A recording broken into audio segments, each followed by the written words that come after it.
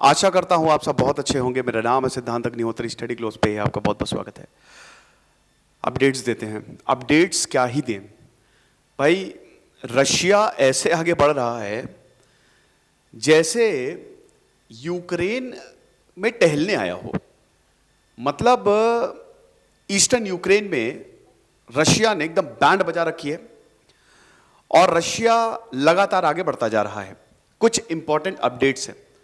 NATO की अहम बैठक हुई है। नेटो क्या फैसला लेगा, शाम तक चीजें बहुत क्लियर हो जाएंगी।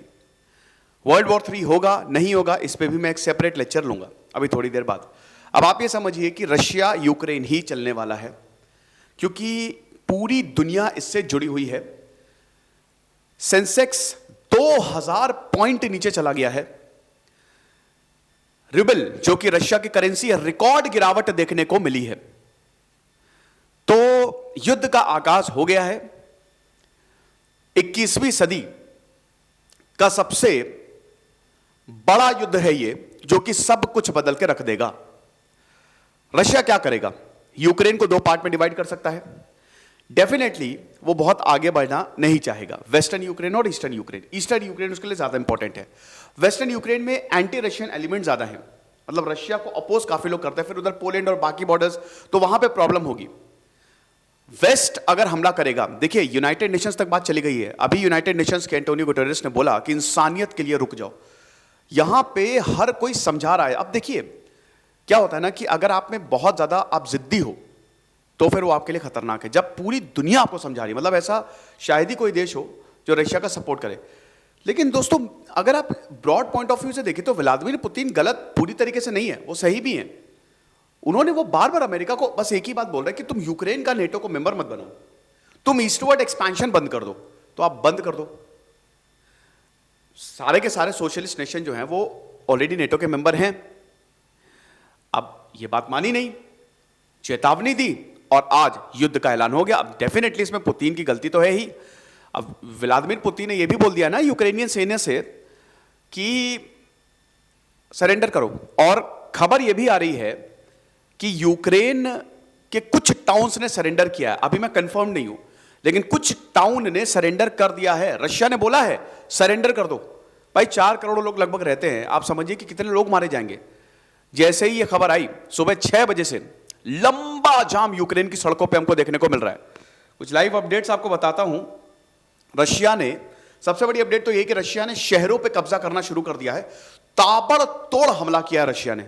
लेकिन बड़ी बात यह है कि यूक्रेन ने भी जवाबी कार्रवाई की हुई है। आपको पता है यूक्रेन यह क्लेम कर रहा है कि हमने 5 जो इनके एयरक्राफ्ट है वो मार गिराए हैं। इधर रशिया मिसाइल लागता है, इधर यूक्रेन। भाई यूक्रेन को सपोर्ट तो रहा है नेटो का, अमेरिका नेटो ने जबरदस्त हथियार दिए हैं।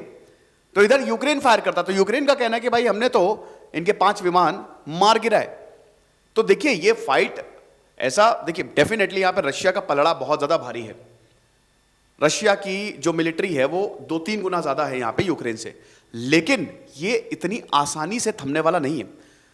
जैसे तालिबान में क्या हुआ था कि तालिबान में जब, अफगानिस्तान में क्या हुआ था जब तालिबान आगे जा रहा था, तो वहां पे जो गवर्नर्स थे, प्रोविंसेस के जो लीडर्स थे, फूल माला से स्वागत कर रहे थे। उन्होंने हथियार डाल दिए।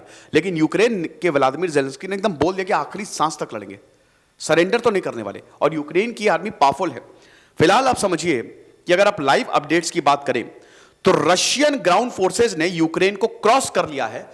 लुहांस जो इनका टाउन है उस पर पूरा का पूरा कंट्रोल ले लिया है। जो इनका मेन एयरपोर्ट है कीव, उससे थोड़ी दूर पे भयानक एक्सप्लोजन देखने को मिला है। लोगों में अफरा तफरी मची हुई है, लोग भाग रहे हैं डर के मारे। लोग, ये रेफ्यूजी क्राइसिस आने वाली है। आप समझिए कि 50 से 60 लाख लोग जो है वो यूरोप भागेंगे। और बॉर्डर्स भी यहां पे खाली नाम मात्र के हैं। तो सुबह से ही यहां पे जाम देखने को मिला है। पानी की प्रॉब्लम, इलेक्ट्रिसिटी की प्रॉब्लम सब देखने को मिल रही है। जो एयरप्लेन्स हैं वो शहरों के ऊपर से उड़ रहे हैं।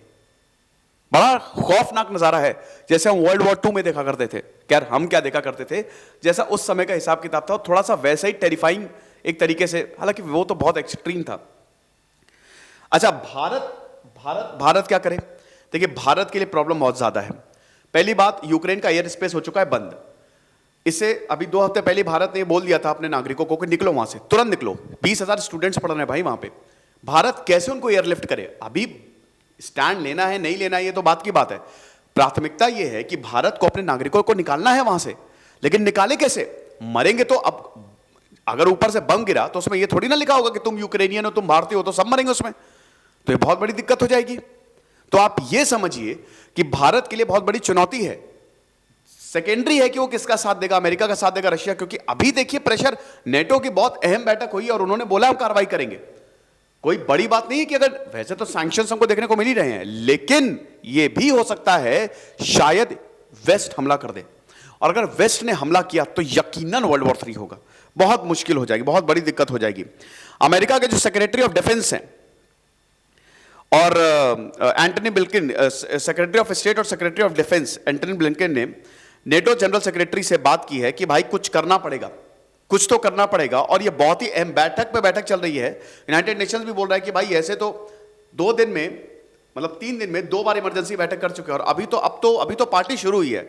अभी आप देखिएगा मॉस्को ने जो एज़ोव सी है यूक्रेन और रशिया के बीच में, उसको वहां पे शिपिंग जो है पूरी तरीके से क्लोज कर दी है।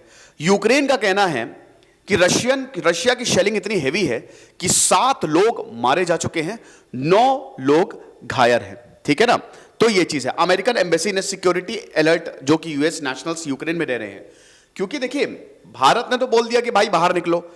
अब यहां पे स्टूडेंट्स का कहना था भाई हम कैसे बाहर निकल जाएं, फ्लाइट है ही नहीं, और जो है फ्लाइट 1-1 लाख रुपए टिकट है, हम अफोर्ड नहीं कर सकते, हम कैसे बाहर निकल जाए आप हमको बताओ। तो यहां ये सिर्फ भारत की बात नहीं है, ये और भी देशों की यही बात है।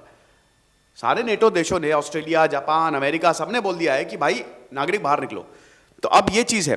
अब देखिए यहां पे यूएस एम्बेसी ने क्या सिक्योरिटी अलर्ट अनाउंस किया है, उसमें लिखा है कि अगर आप लाउड एक्सप्लोजन या सायरन अगर आपको दिखे कि एक्टिवेट हो रहा है, जैसे बहुत ज्यादा बमबारी हो रही है, सायरन बज रहा है, तो तुरंत छुप जाएं। कहां छुपे? लेकिन बात यह है ना, देखिए कीव, खार्किव, ओडिशा, मारियोपोल और बाकी जगह पे अमेरिकन सिटीजन जो हैं वो रह रहे हैं।